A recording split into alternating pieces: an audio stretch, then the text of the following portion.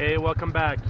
So today I thought we'd do kind of a recap on some of the projects that we finished up, particularly this alfalfa fence, and go take a look at the calves and see how they're doing.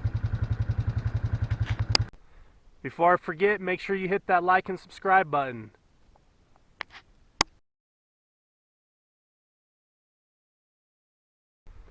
Alright, so we finished up this alfalfa fence, which is basically splitting this pasture from this pasture.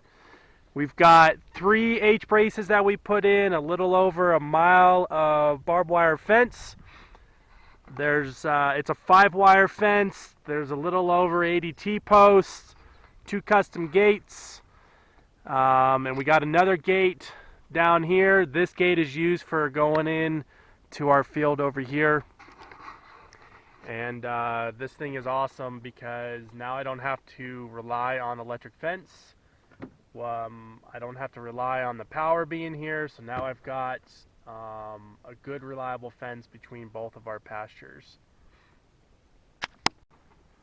So this fence has a turn in it, and we did that on purpose. So basically the thought is the cattle are going to come in this way, and when we push them up that way, they're going to have a straight line to go into there. But if we would have continued on, you can see we would have just continued on this way, and we didn't want to cut off our alfalfa pasture.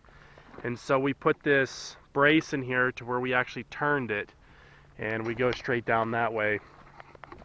It's just a simple little brace, so it's basically an H brace and an H brace with a turn in the middle of it.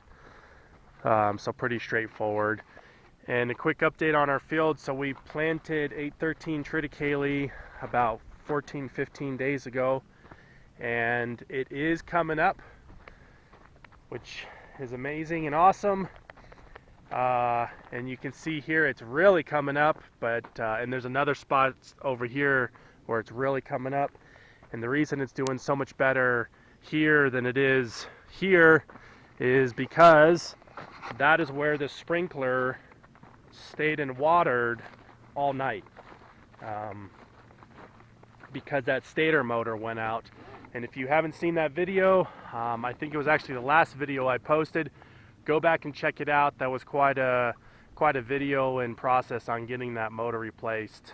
But the field is coming along.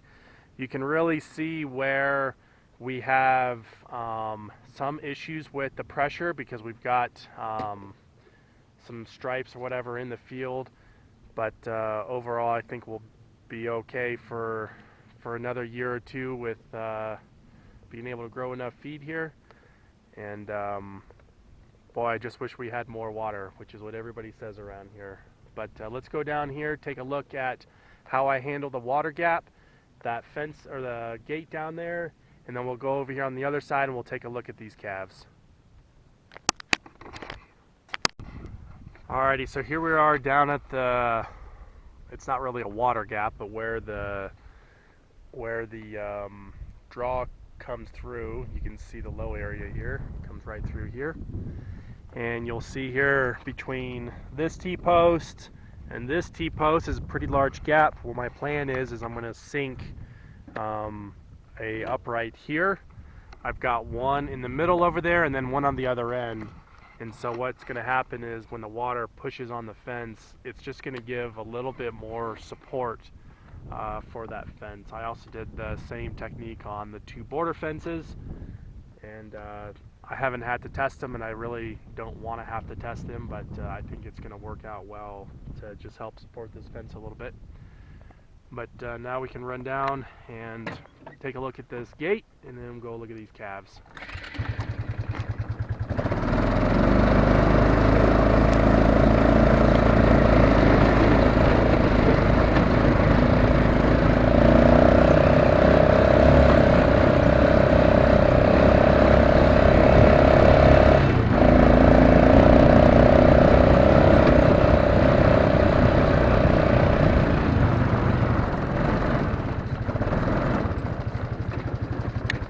Alright, so this is our gate here. Pretty straightforward. Got my belts and suspenders locked there. custom hinges. And we do have cattle in this pasture now, so we'll leave this closed and locked up. Put that guy back on there and we'll be in good shape.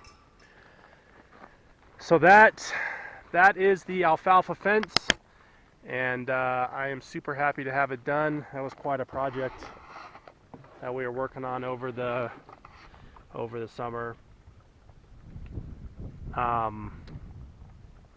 So let's run over. We'll go take a look at these calves and see how they're doing. I was working on another project here where we moved this post back so I could put in a 12-foot gate here, because the original gate that was here, when it actually closed, it left about a 2-foot gap or so. And where we moved this post back, because this gate, the post was actually about here, so it overlapped it. And so I cut this post back, moved these uprights over, put this other gate in, and I had it right where I wanted it, and the welder ran out of gas, and when I put gas back into it, it it didn't put out a load, and the switch was being goofy on me. It's a 6-pin switch with 5 connections on it, and I ended up jumping the welder from power over to the starter so I could get the machine started, and that was working out fine. And now I don't have a load, I don't have any outputs or anything, and so after running around to about 6 different places, realizing that these switches are incredibly difficult to find, I found a person who works on welders in Albuquerque, and I already dropped it off, and hopefully in the next week or 2 he can figure out what's going on with it. We're hoping it's a switch and not a board, because them boards are expensive, but it's pretty amazing what kind of tools you need when they're down, because I've got these gates that need welded up, I got a support that goes across a tank that needs putting up because the cattle are walking back and forth between the tire tanks, and I want to start the project of splitting these corrals over here, but I can't do that either because I don't have a welder. And so and I don't know if you all have seen the cost of welders, but they are incredibly expensive. So we're hoping that it's just an easy fix, easy switch to replace, and we'll be back up and running. But once I get the welder back, then I'll post that other video, but that won't be for a couple of weeks.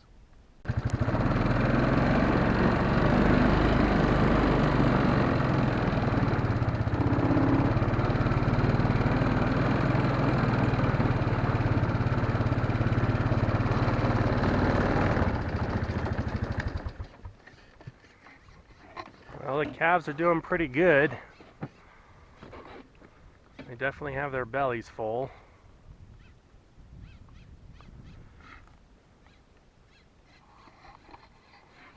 Their brands are probably halfway done with being peeled. Another couple of good rains and they'll really make some good progress. We're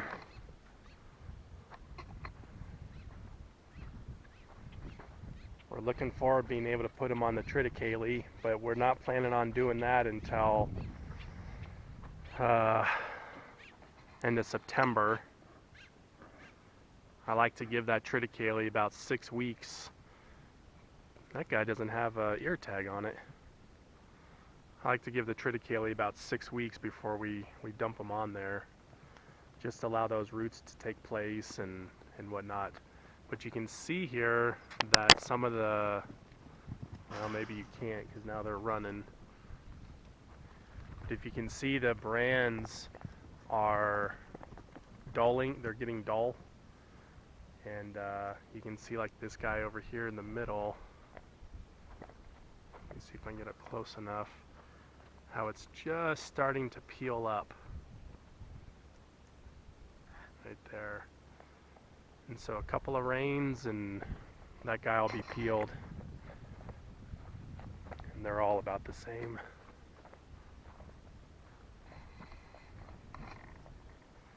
This 130 over here ate a bunch of hay string, but he looks like he's doing okay. And then I had a 125, the number 125. I don't see him in this group here. He wasn't feeling so hot, and I don't know if it was because of the heat. We had really bad heat, or the you know, sometimes the castrating them kind of takes it out of them. And so, but he was down for about a week, but he's back up. I don't see him around here, which means he's out and about over here somewhere. So let's go see what these guys over here are doing.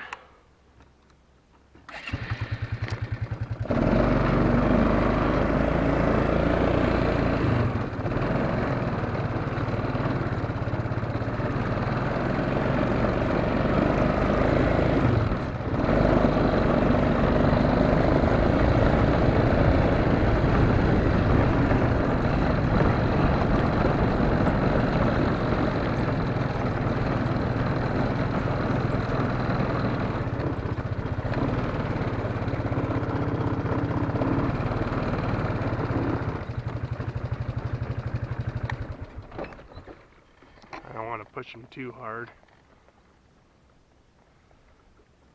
but I think I'm gonna end up cutting some posts and drilling some holes and putting the concrete in today if I can get enough energy to do that. And so it's good that they're coming out of water, because I'll close the gate on them for a couple hours. That way when I get the post set, they're not coming over and scratching on them, knocking them over. But I won't do that until we're ready to actually set the posts. But I wanted to just do a quick video to show how the cattle are doing, show the finished alfalfa fence, a little bit of the field, and what our plans are for the next 6 weeks. I guess the other thing I didn't mention is we're going down to the ranch. We got a shipping date the middle of October, and we're expecting to get 120, 130 calves, somewhere in there. It all depends on how much we find. They're planning on 120, and they branded 136, so it's a good calf crop this year. And we'll grab as many as we can throw on a truck, and then they'll be ready. This field over here will be ready with the triticale, and then that'll give us 170 calves in October, and we'll brand them, and then we'll sell them in December. So we won't put a lot of weight on those other calves. Chelsea and I are still trying to figure out if we want to go back into trying to hold them over the winter, because really 6 to 8 weeks you don't gain much. You know, a 45 to 70 day flip, you just start to put the weight on. 90 to 110 days-ish or so is where you start to make your weight.